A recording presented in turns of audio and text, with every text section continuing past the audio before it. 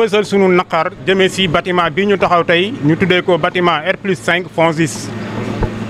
bâtiment bi ñu ngi ko fi tàmbali woon depuis 2000 boobu léegi am na 2019 plutôt boobu léegi am na juróomi at. ba ñuy samp bâtiment bi di ko def di ko tàmbalee tabax hôpital bii ñu tuddee Cheikhul Khadim fekk boobu hôpital ba defaguñu woon sax pose première pierre bi. hôpital boobu pare na tey ba ñu tàmbali say liggéey ñun sunu bâtiment bi avril 2024 bi ñëwoon ministre bi ñëwoon na inauguré. janvier plutôt 2024 ministre bi ñëwoon na inauguré. mais jusque là inauguré après inauguration ba ñuy wax mënuñoo livrer bâtiment bi pour ñu liggéey si. te li tax ñu yàkkamti ko mooy fi nga xamante ni fa la ñuy liggéeyee jamono yi muy bâtiment central bi bâtiment boobu ñoom waa ministère ñoom waa FONSIS ak techniciens yi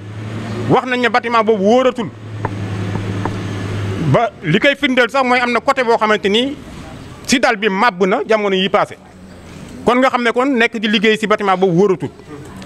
service yi nga xamante ni ñooy quartier opératoire bi maternité soo duggee maternité tey da ngay ruus ndax ni ñuy dajalee maladie foofu ñu fay buuxloo loolu dafa ruslu si hôpital de niveau 3 bu tudd hôpital Matlaboul Fawzeyni te à côté am na bâtiment R+5 bu pare ñu te ticc na duñu ko livré te suñ ko livré am na plusieurs services yi nga xamante ni war nañ fa dem maternité chirurgie réanimation pédiatrie j'en passe y a plus de 5 services yu war a dem ci bâtiment boobu loolu suñ ko defee ak plateau technique bi dinañu vraiment dimbale population Touba ak environnement parce que Touba nekkul Touba rek fii faju dañuy jógee ba Kaolack dañuy jógee ba Louga dañuy jógee ba Linguère donc foofu ñoom ñëpp dañuy faju fii pour ñoom ñu mën leen topp normalement faj leen comme ni mu waree il faut ñu livrer ñu bâtiment bi jot na pour ñu livrer ko suñ ko livrer wul nag lépp lu xew si bâtiment central bii ñu nekk nga xamante ni mi ngi menacé du jour au lendemain daanu suñu kaw lépp lu xew on a averti ñoom la directrice FONSIS bi ñëwoon pour la directrice des travaux ñëw na fii joxoon ñu kàddoom ne dinañ ko livrer avant màggal nañ livrer wuñ ko muñ nañ ba sunu muñukaay jeex moo tax tey ñu génn wax ak askan wi pour ñu xam ne hôpital bii kat soxla nañu bâtiment bi ñu taxaw tey ndax pare na amul lenn lu ko téye pour ñu mën ko livrer ñu mën see faj askan wi waaw loolu na ko ñëpp déggandoo te xamee ko noonu en tout cas su fekkee defuñu ko am na yeneen plan d'action yu ñuy tëral yu nekk suñu kanam dem ba si arrêté opération yi ñuy def si biir bloc central boobu te su boobaa musiba lay doon waaw su boobaa musiba lay doon bala ñuy yegg foofu nag bala ñu fay yegg na autorités yi ministère de la santé waa FONSIS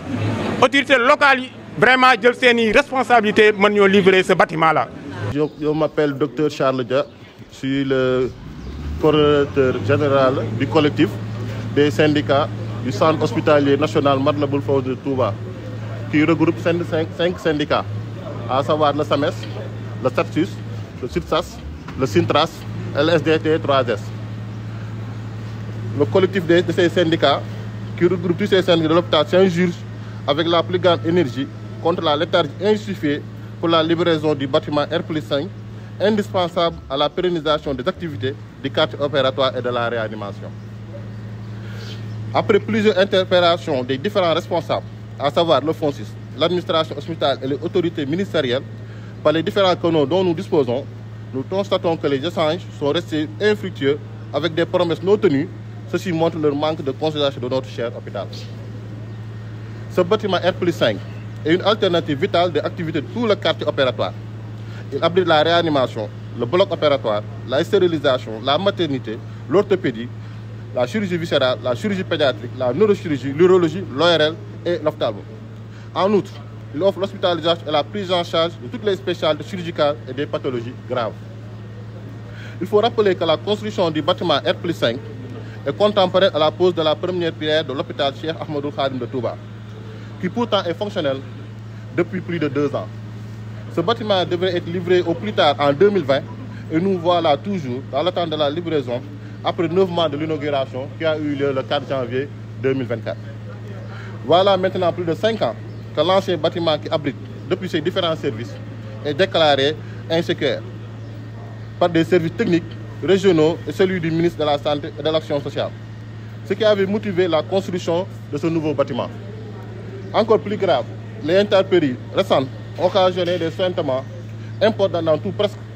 presque tous les compartiments de l'ancien bâtiment. Il s'y ajoute des fissures importantes avec même un affaissement d'une partie de la dalle au niveau de la maternité. Dès lors, nous, le collectif des syndicats du centre hospitalier national Matlaboul Fawzeyni de Touba, avertissons les autorités locales, régionales et nationales des risques grandissants à travers un plan d'action allant à la réduction des activités chirurgicales jusqu'à l'arrêt total de toutes les activités de ce bâtiment.